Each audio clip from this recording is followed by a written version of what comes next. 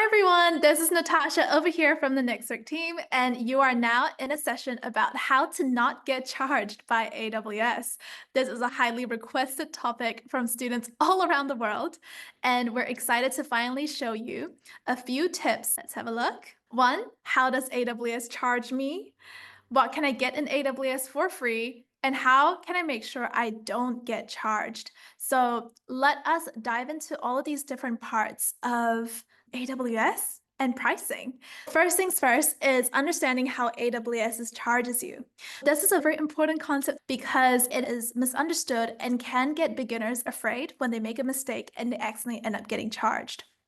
Now, something that lots of students might be new to is the fact that AWS charges based on pay-as-you-go pricing.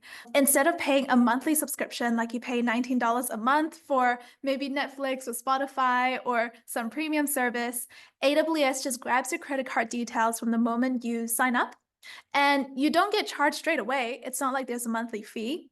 It's more that the moment you spend on resources that they charge for, that money just gets billed to you straight away, and you get charged for the amount that you use that resource for. So that is most of AWS resources, and I would say there are some that charge based on a monthly subscription price, but that is less popular.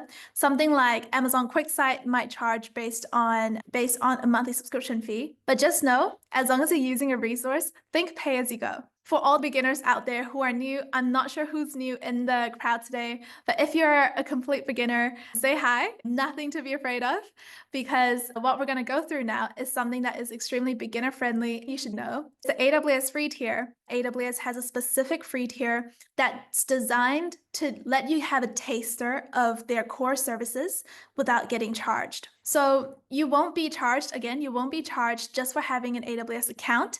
It's just at the moment you go beyond what's covered in the free tier. When you create an account, don't be afraid to put in your credit card details, because as long as you're working under these free tier limits, you won't be charged by AWS. I'm going to give you a quick walkthrough of the AWS free tier. You'll notice you can find this website by Googling free tier AWS. Let's go to Google and search AWS free tier, and you'll see you can find the free tier like this. The number of beginner mistakes about the free tier that happens every single day. I swear so many students end up, I guess, confusing themselves because there are 3 different types of free tier offers out there. So we're going to go through each of these and make it clear. There are free trials, 12 months free, and always free. When you're doing an AWS project, when you're wanting to learn AWS by going into the console, you're bound to be clicking into a service and creating something. That resource belongs to a service, and that service will have AWS free tier in one of these categories. Let's pick Amazon S3, it's for storage. You'll be able to find which kind of offer S3 gives you, because it's only one of these 3. Services don't give you all 3. Usually you don't see that. Usually services have one of the 3 types of free tier, and they stick to that. Okay, so let's have a look at Amazon S3, which has a free tier offering. Amazon S3's free tier is 5 gigs of standard storage. If you ever want to know more, you can click into that offer, and then you can usually find a little pop-up about its free tier offering, or go to its pricing tab. Notice how confusing it might get by looking at a deep table like this. Don't get too like, oh my goodness, what's going on? A quick hack is to Command F, search free tier, and you get taken to its free tier section right away. And look at this. This is like a better kind of in-depth explanation of what free tier is, what you get as a free tier, I guess, what you get under the free tier with Amazon S3. You can get started with Amazon S3 for free. Upon sign up, new AWS customers receive 5 gigs of Amazon S3 storage. Okay, and they try to, like, when you read this, it's going to be a little bit confusing, but just stop here. Okay, just stop here and notice that whenever they say new AWS customers, you have to be a little bit careful of the wording, because the moment it says new, it just suggests that this offering is not forever. Okay, so when does it end? So you can figure out when it ends by, again, going back into the free tier page and then figuring out which version of the free tier it belongs to. Do you see how it says 12 months free? That is something to really look out for, team. So when you see something like 12 months free, it means that this service and its free tier offering is available to you in your first 12 months of opening that AWS account. You will not get Amazon S3 for free forever. It's only for the first 12 months from the day you sign up to AWS. You can select click here to learn more to understand those terms better. Read these in depth. I recommend reading each of these offerings before creating things if you want to be careful about getting charged. The good thing is 12 months free is a decent amount of time. You get a whole 12 months to really use that service before they start charging for it. And yep, we lay it out very clear here. When your 12-month free usage term expires, if your application use exceeds the tiers, you simply pay standard, pay as you go rates. Pay as you go means depending on the specific service and resource you get charged. It could be by minute, by second, by day, by gigabyte. The rate is often very, very different, just depending on which resource you're using. Okay, 12 months free is the one to be very careful of. Having used AWS for more than a year, you notice that 12 months free contains important services that you would use in a lot of projects. So if we were to just select under tier type, just select what is 12 months free. And almost when you sign up for an AWS account, put it in your calendar. What is the day that the 12 months free period is going to roll over and finish for you? Because the moment that day, the day after you start getting charged, you're going to get charged for top services with AWS. Amazon EC2 is no longer free after your first 12 months. S3 is no longer free after your first 12 months.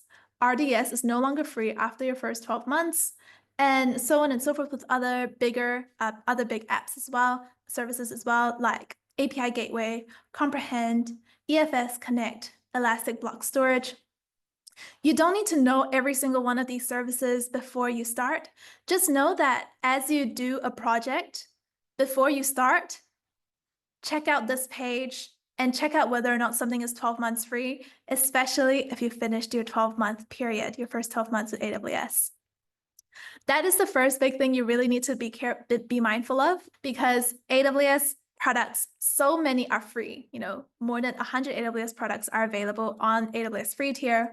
You have the responsibility as a user of AWS to make sure that the free tier offering that you're using is still valid for your account. Okay, that's something that we have to be responsible for as someone that's signing up to handing some credit card details and starting to use those services. All right, so 12 months free is only one of the three options. How else can you be getting some free offers with AWS? There is the always free, which means that they do not automatically expire at the end of your 12 months, but they're also available to you like indefinitely. There's no end date to them being free. They're simply called always free. You can see which services are always free by selecting that filter again. Looking at all of these services names it's not gonna make a lot of sense the first time you see it, because these service names are like, maybe I kind of know what it does, maybe I don't. What's more important is that you just get a feel for how many services are within each kind of free offer type, because it just tells you how many services you should expect to be 12 months free and always free or in a trial. Trials are our last kind of type here. And trials, short-term trials that start from the time that you first use. Well, how is it different from 12 months free? 12 months free means the clock starts from the day you sign up. You have 12 months following your sign-up date until it expires. Free trials, these could be only free for 2 months, 2 weeks, 2 days, but then the clock only starts from the day you start using that service. So if we were to look at a trial service, and let's say there's Amazon SageMaker AI, great, 2 months. For 2 months, you will get 250 hours per month of a few kind of different types of resources, but you don't need to do this in your first 2 months of using the service. You can choose like 2 years down the line to say, okay, I'm finally ready to use SageMaker. Those 2 months will still be available to you. Usually the amount of time that it's free is pretty short compared to a 12-month free or an always free, but at least the clock doesn't start from the day you sign up. The clock starts from the day that you just enable that service and start using it.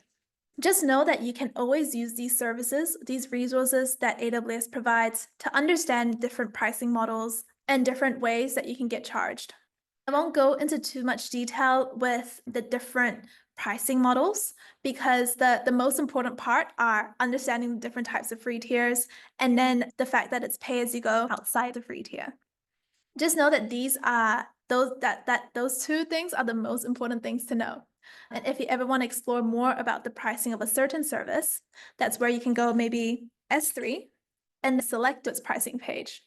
That's something you can explore before you commit to a service. Great stuff, team. That was a quick overview of AWS Free Tier and the 3 types of free tier offers in AWS. I hope that was helpful, especially for beginners new to AWS. First, you do not get charged just for having an AWS account. It's true that when you sign up, you give your credit card details, but that does not mean you get charged from the day you sign up.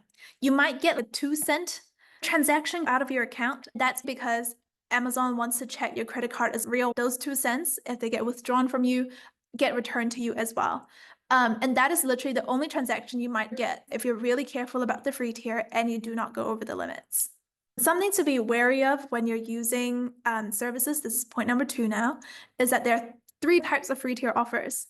So if something says it has a free tier, check the fine print. Check if it's free as a trial, always free, or 12 months free.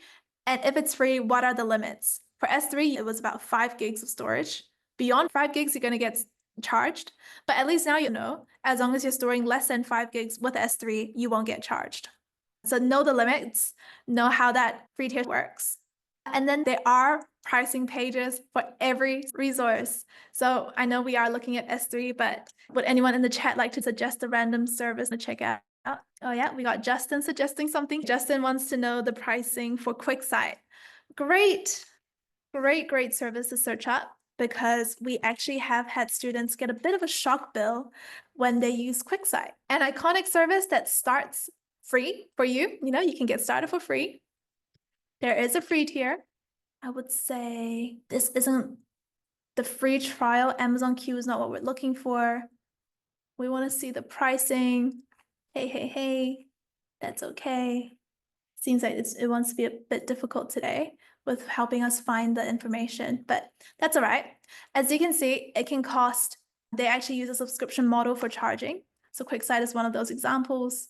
Charges can easily add up depending on what kind of services you're using. So Quicksite is one of those services where they'll say, do you want to add this feature? And easily you'll say yes, without knowing that actually that feature charges a bit extra per month. Okay, great stuff. Yeah, I think this is also another one that has given people a shock bill before, where people might actually sign up for Amazon Quicksite Pixel Perfect reports because that's something that comes up when you sign up for Quicksite. The base price is $500 per month. Not trying to scare anyone away from using the free tier. Just know that, you know, using AWS is very good and very generous, as long as you're very careful as well about the different ways, the different kind of resources that are out there. Yeah, Hassan has a very good suggestion in the chat. Let us go check now, you know, together the pricing page of another service called RDS, which has a free trial. You know, that's a great green light for us. Yay to free trials. And let's see, there is a free tier section as well. As part of the free tier, you can keep typing in free tier as you navigate the page. And you can see, okay, customers can receive so-and-so amount of free data transfer out of the internet. That's great. Thank you so much. It's 12 months of free tier access. And you can start seeing that, okay, you are billed at the standard price for instance hours beyond what the free tier provides. So once you go over the limits, you'll get charged. Okay. And one thing you're going to notice is what the free tier offers is not every single part of RDS. So RDS usage per month, what's free is 70-50 hours on select single AZ, which is availability zone, but you don't need to worry about this term if you're new to it. Just know it's free for specific types of resources within RDS. It doesn't mean 12 months, do whatever you want. You have to be selective of which databases you set up with RDS. If you don't choose ones that are single AZ, single availability zone, you will end up getting charged. And Hassan had a good point about how there's a concept called a snapshot with RDS. Snapshots are a copy of your database as of today. When you delete your database, as you delete it, sometimes that deletion will ask you, do you want a snapshot of your database? And you think that will be helpful, especially since I'm deleting my database. Is a snapshot in the free tier. To stop all RDS related charges for an account, you need to delete all your Amazon RDS database instances and snapshot. By only stopping an RDS database instance, you stop billing for instance hours, but you will still incur storage costs. And where does storage costs come from? Storing the snapshots, as in storing that copy of the database that you decide to keep. It's a little hard to navigate as a beginner watching this thinking, what the heck? So you're telling me, even if something is free, I need to double check every single checkbox, making sure every single thing needs to be, examined in some sort of pricing page before I can go ahead. Isn't that a bit of a headache? If you feel that way, just know that that is a totally valid feeling. And that is the reason why a lot of projects at Nextwork will show you step by step how you can remove all your resources so you don't get charged any fees. And second note to mention about this, that is the reason why cost management in a cloud environment is so important, because this is not something that just happens in a student level.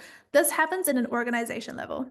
Like entire companies, entire teams have the same kind of feeling about pricing. There's a reason behind resources being charged in a specific way. If you plan your architecture and you only want specific resources, you only would want to pay for what you're using. You don't want to pay like a huge bill every single month that gives you access to every single resource if it ends up being not worth it compared to how much it costs to just, purchase one or two resources separately.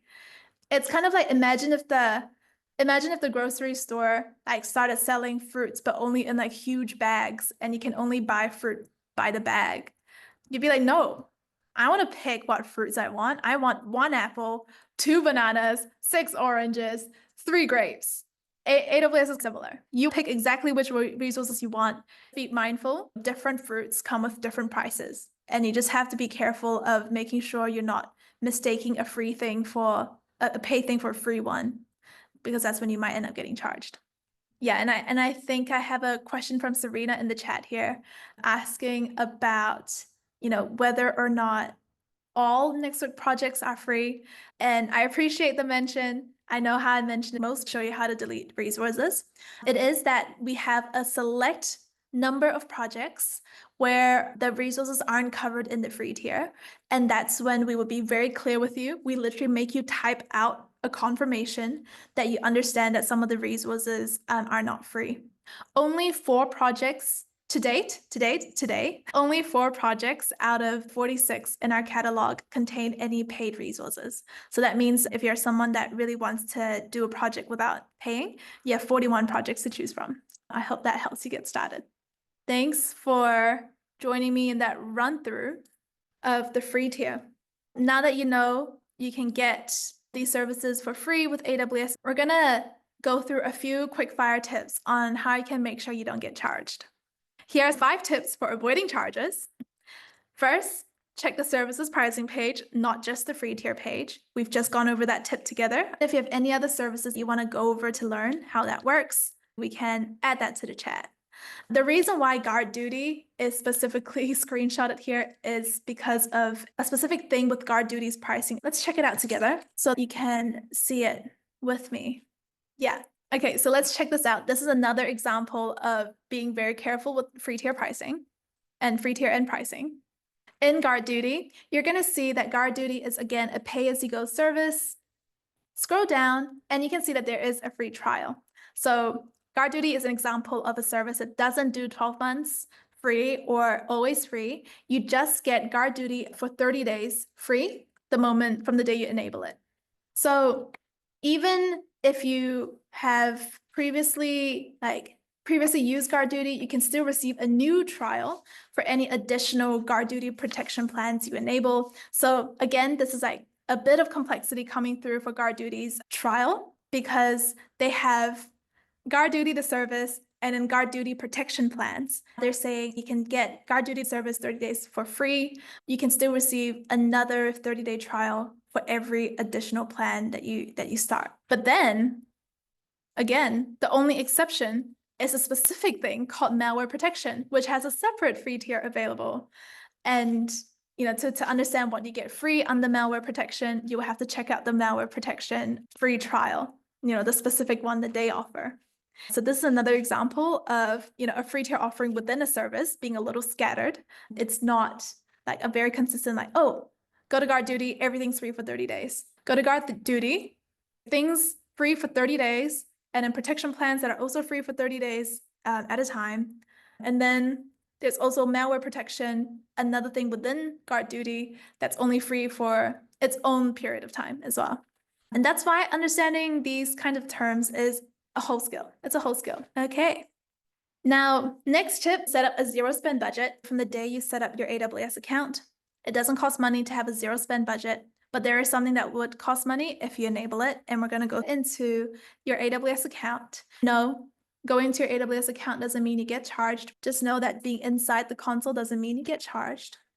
It's simply only in the times that you go over their free tier limits. Okay, so let us go into their billing and cost management tool by searching billing, okay? And then you're going to go into, oh, that's a spoiler for our next activity. Hope you didn't see that. We're going to go into the budgets and planning section and select budgets. I'm going to zoom in so you can see that better. Select create budget, select zero spend budget.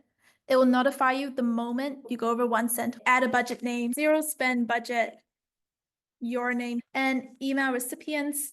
You can put in your email at example.com, then create the budget. And there you go. You're going to get notified from the moment that you get charged anything. So I'm going to edit this to show you what happens if you were to edit this. So instead of making the budget amount $1, you should be able to make it 1 cent like this.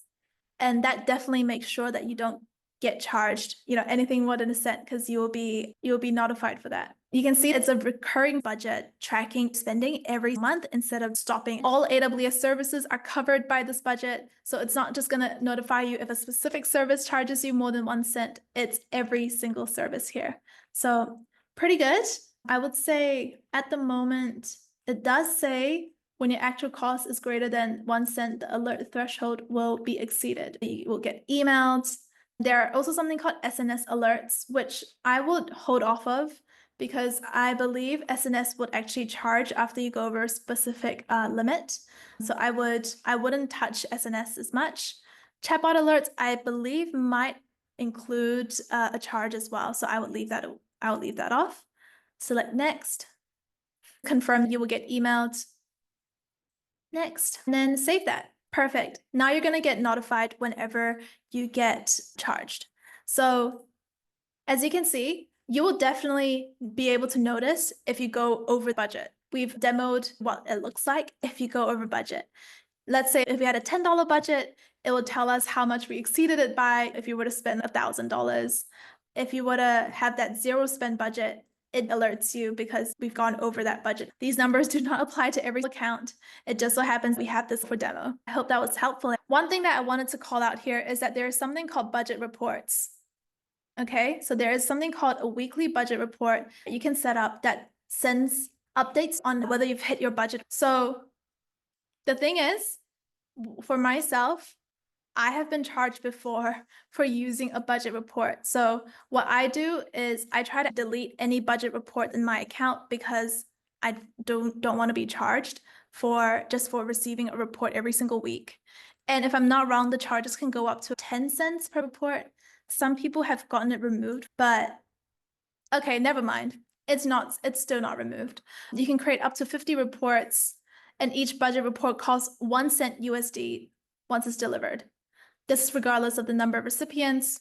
A daily budget will cost 1 cent a day. A weekly budget report costs 1 cent a week. So budget reports sounds cool, but personally, I would delete them if you're not keen to pay anything. Budgets They're free to make. So these are different from budget reports themselves. Budgets are like, alert me if I go over this limit.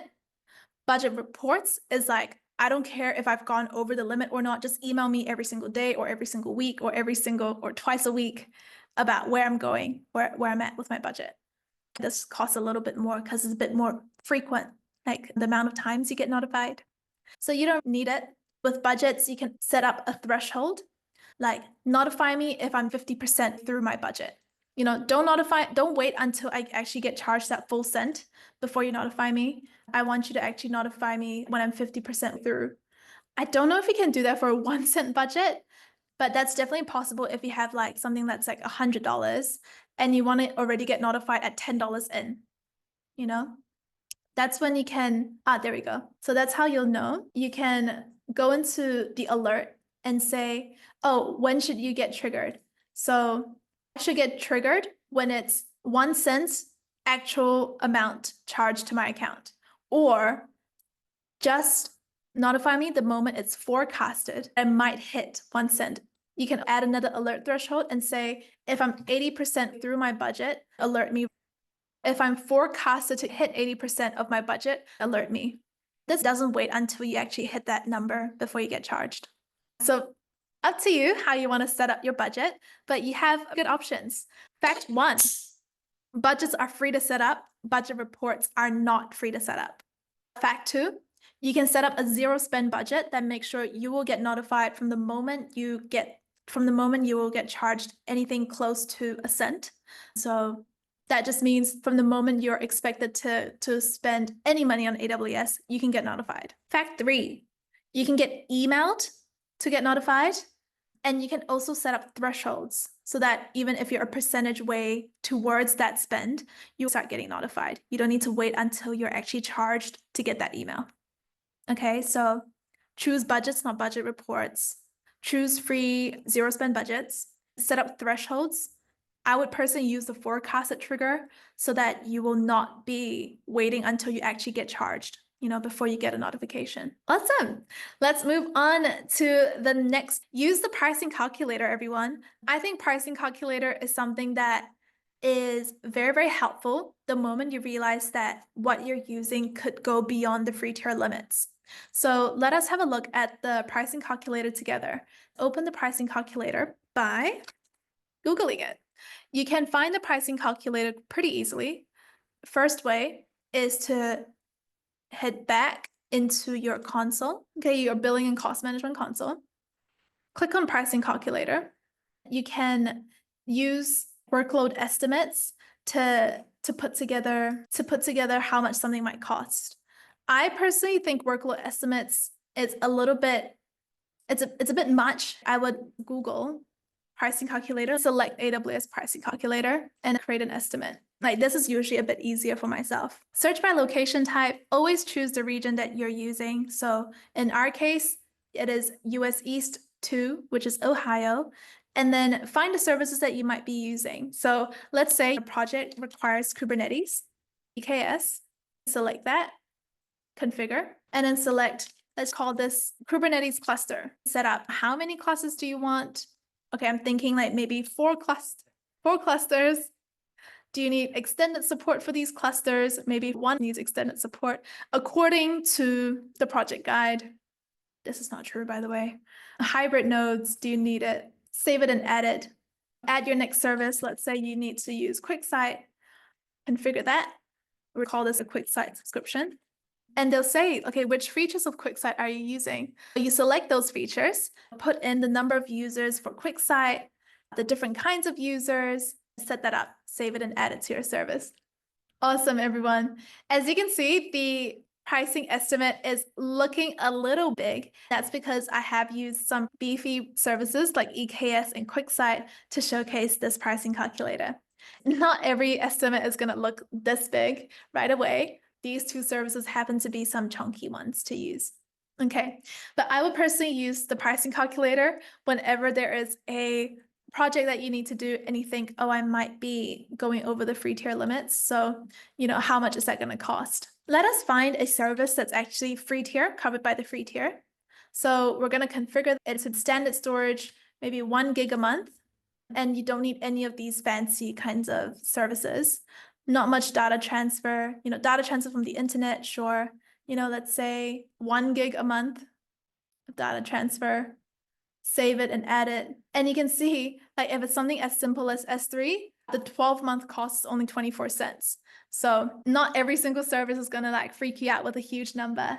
You can use that get started for free button to see the free tier too. I hope that was helpful. You can use the pricing calculator for free. Next, delete resources when you finish a project. Let me show you a little preview of the service we're about to use to help us with this. The resource we're using is called Tag Editor. Have you used the Tag Editor before? Let us go into our console once again and explore the Tag Editor together. So to find the Tag Editor, all you have to do is search for Tag Editor like this. And you're going to see that it is a feature within a service called Resource Group and Tag Editor. Open it up and welcome to Tag Editor.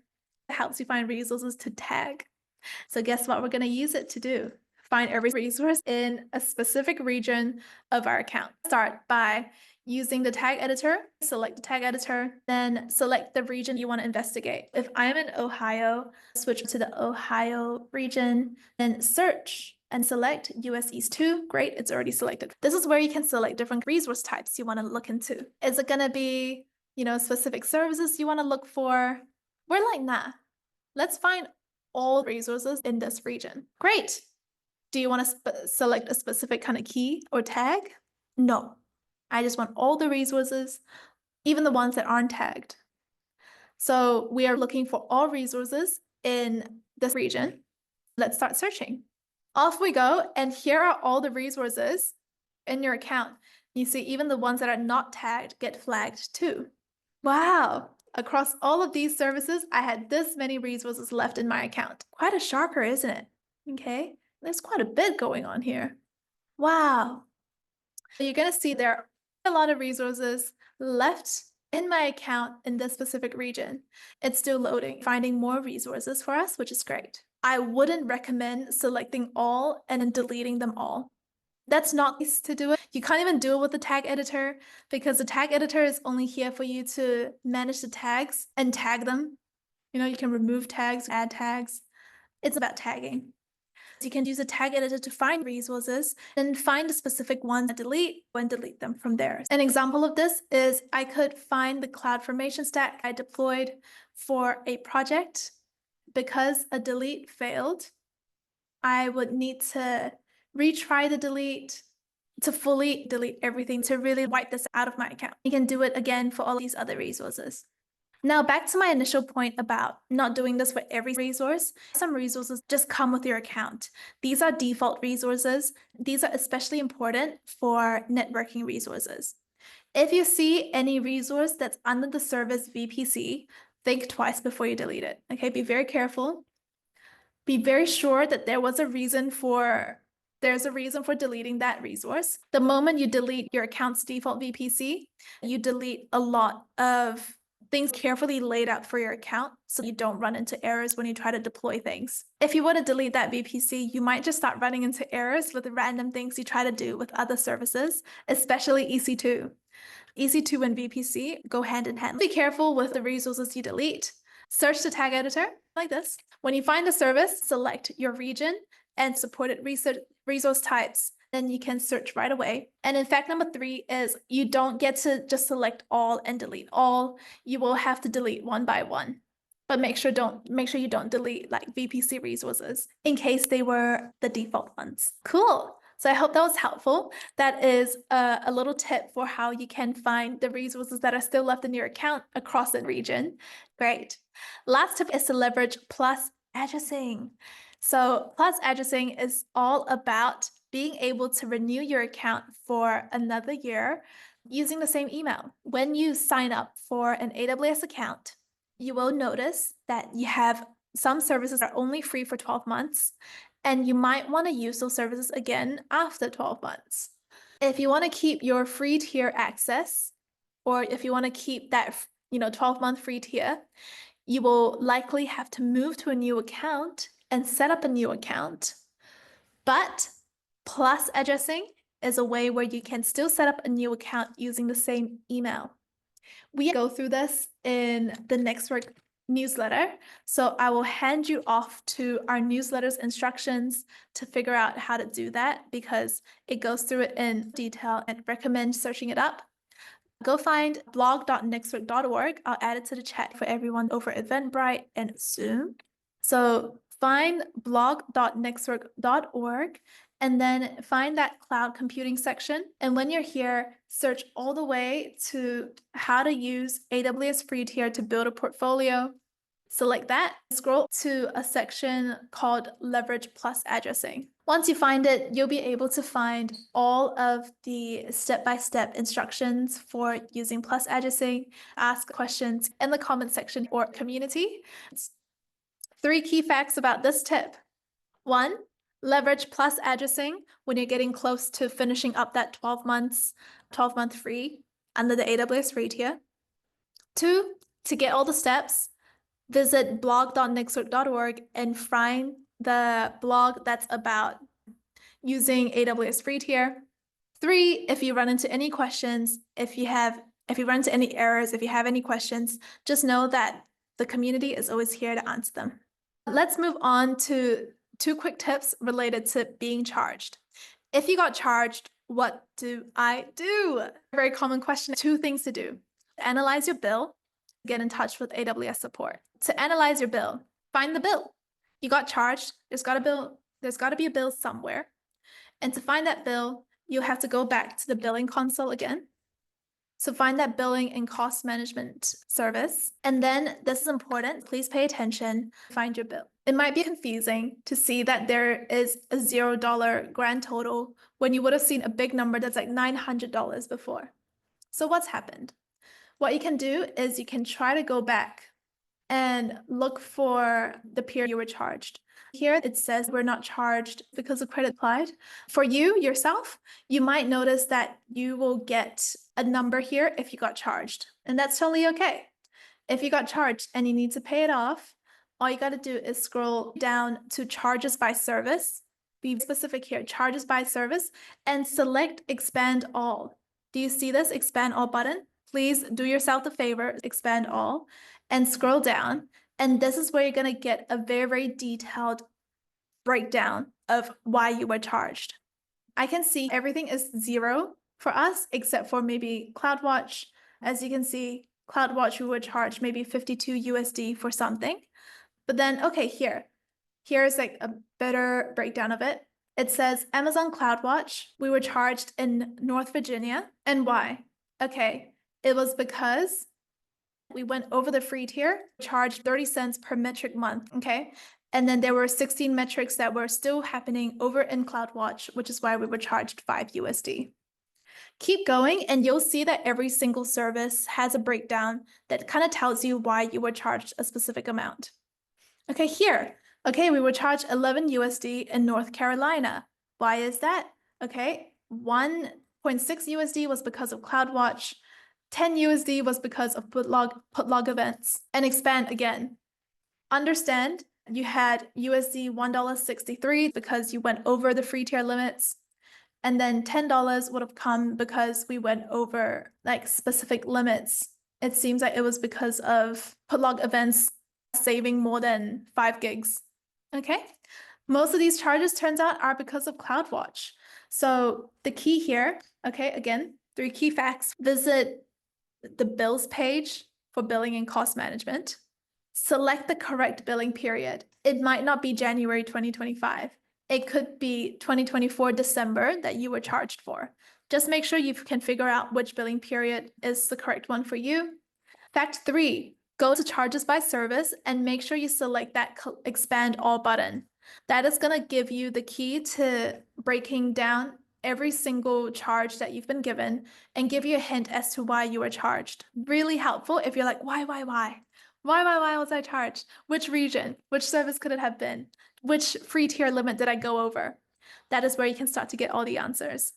Contact AWS Support to waive your bill.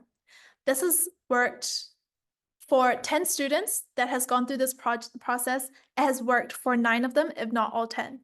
Okay. How you can get in touch with AWS Support, we'll demonstrate now. So this is how you can get your bill waived.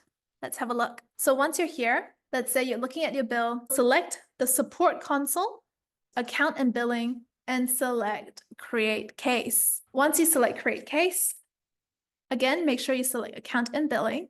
And for the service, just say free tier, category, why was I billed, severity, general question. Great. So here are already some recommendations that AWS has for you because you have gone over the free tier limits.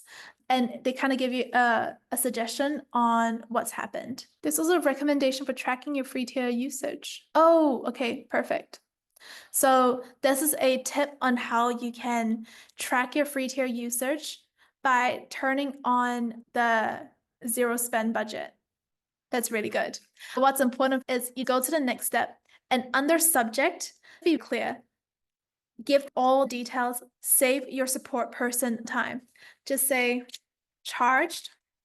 Let's say the amount is 5.99 from Amazon CloudFront, specific region, US West 3. Describe your question or issue. Hello, AWS Support.